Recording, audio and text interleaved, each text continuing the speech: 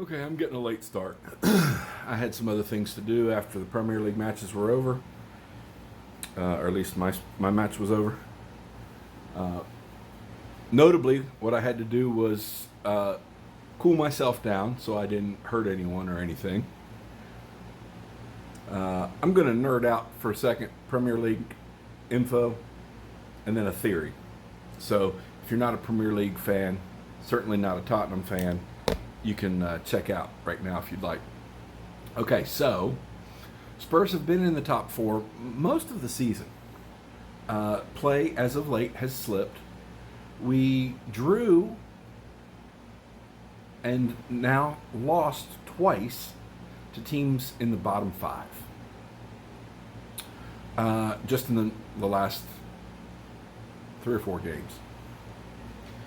So consequently, we are now out of the top four, and the likelihood of us getting back in is looking more and more dire, especially with our next two matches being against the two teams that are immediately ahead of us, currently in fourth and fifth.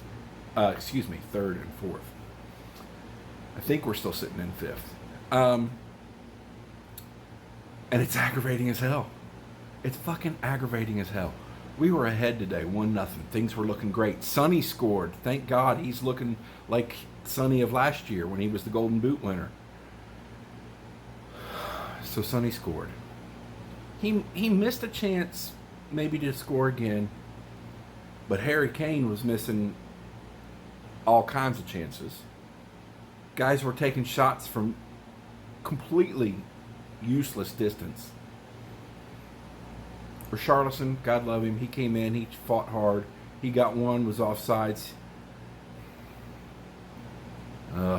Anyway, so our starting 11 today. Let me back up. So when our coach went ballistic on us before the last international break, and they consequently fired him, I'm sure he got some money out of that because it was a mutual agreement, which is never mutual. The mutuality of it is, here, we're going to give you this much money to end your contract. And the guy says, oh, thank you. And he goes fucking off back to Italy to count his money. But the big complaint was Spurs played stale football. They'd score and then sit on it. There was no energy, no excitement, no attack. People want attack.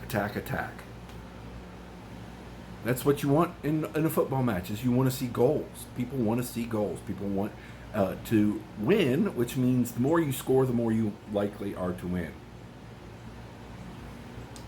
So Christian Stellini, who was the assistant to Conte, takes over the club's managerial duties. And I'm assuming it was clearly stated that this was an interim basis. God help us if it's not meant to be, but based on the conjecture about who will be our next manager, I think everybody knows this guy's not going to be our next manager. He's just going to finish out the season for us. So he said he understood the fans want a different style of play, and he wants to attack. He said it in his horribly broken English. And yet we keep starting the same 11. We have Richarlison, a noted attacker, a Brazilian national, on the bench. We have Danjuma, a new player with previous resume, shall we say, of being a good attacker. That's why we picked him up. We're letting Lucas Moura go. Lucas Moura is a club legend and an able scorer and distributor of the ball in the attacking third. So there's at least 3 right there. Now, we've got some injuries that have kind of shit on us a little bit, but that happens to everybody. But we're starting the same fucking 11 when we have 3 attackers on the bench and our defense is shaky due to injury, due to poor quality. And it's fucking irritating. No way we should lose to Bournemouth. No way we should draw to Southampton. Fuck. Anyway, so here's my theory. Maybe it's the germinating seed of an intense novel, a thriller, a whodunit. So Conte, our previous coach, who, like I said, threw everybody under the bus and shit on the whole organization back a month or two ago, had this buyout clause in his contract, like they all do. But he had some health issues this year. He actually missed several games because he was recovering from surgery. He had some deaths of friends. I don't remember if it was a family death in there too, or just a couple of his close friends, one of whom was an assistant coach at Spurs at the time. So it kind of seemed like he was fed up anyway, and that was the whole impetus behind his rant. Like, he just was tired of being there and didn't want to be there anymore, and he knew that if he went on this rant, they had no choice but to can him. But what if he said, "Hey, Stellini, psst, my right-hand man, come here, Sam." And then he unveiled this plan to him. "Hey, I'm going to go ape shit on the club.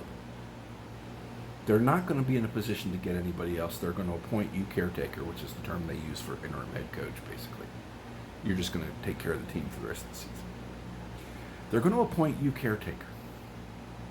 You've watched what I've done this year, and in previous situations with different teams. You know my way of doing things. I'm going to get this buyout money. I'll split it with you if you shit the bed for the rest of the season. Stellini's going to get a job wherever Conte goes next. He may get a job at another club if Conte doesn't come back, because he's proven, at least through his association with Conte, that he's a valuable number two. Would he do that? Why would you say we're going to attack, and then keep the same fucking non-attacking lineup in there? Sonny and Harry should be scoring more, no doubt. The defense is not good, no doubt. But when you have people who you know can score goals sitting on the damn bench, something's up. And don't even get me started on our goalkeeping situation. You know, when you have somebody who's your captain, quote unquote captain, and the biggest accolades he has are 5 years ago, and he's 37 or 38 years old, and he's clearly cost your team goals that have cost you games, he can't be your captain. And when he's out for an extended period of time due to injury, and the number two goalkeeper comes in and does great, that number two just moved up to number one, and the old captain's going to have to surrender that armband. Harry Kane should be our captain at this point anyway. The club's just in fucking shit show right now. So yes, after the match was over, I had to zen myself a little bit. The match was delayed by 15 minutes, which happens more often than you would think over there, due to traffic issues. It was at Spurs, so North London traffic, Saturday afternoon. Okay. So the game didn't get over till 15 minutes-ish after all the other 10 a.m. Eastern Time matches finished. So the time between the end of Spurs and the 12:30 Eastern Time match started was cut short. And so I just kind of still sat there watching Man City, and within, 15 minutes, they were up 3-0. So the race is now between Man City, who've pretty well dominated this decade, and Spurs' most bitter rival, the Red Scum of North London. And I'm fucking pulling hard for Man City. Man City has to win out, and they need the Scum to lose grip somehow. A draw here or there, a loss maybe, and then we're going to come down to the wire in extraordinarily exciting fashion should that happen.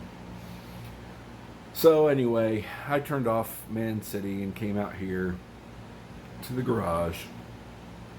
Realized there were a couple of things I wanted to do before I got onto my workout, which, to move on from the football talk,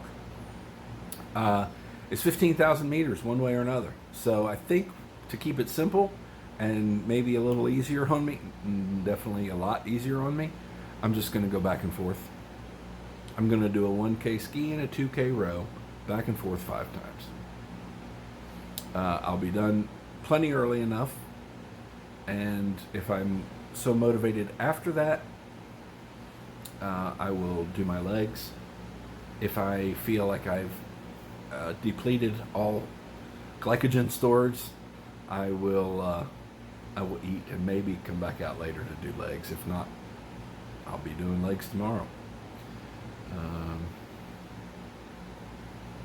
Really should cut my grass too. I keep putting it off and then it rains, and I put it off and it rains. So anyway, that's me rambling on, and instead of doing my workout. So I'm gonna bid you adieu, and parentheses, I will never use adieu as my starting word for Wordle. So there, take that, experts, end parentheses. And I'm gonna get to sweating. All right, I just thought I'd give you a little bit of an update. I finished my 15,000. It went well, went better than I expected. 1,000 meter ski, 2,000 meter row, 5 times. I didn't think I quite had the oomph afterwards to do my legs.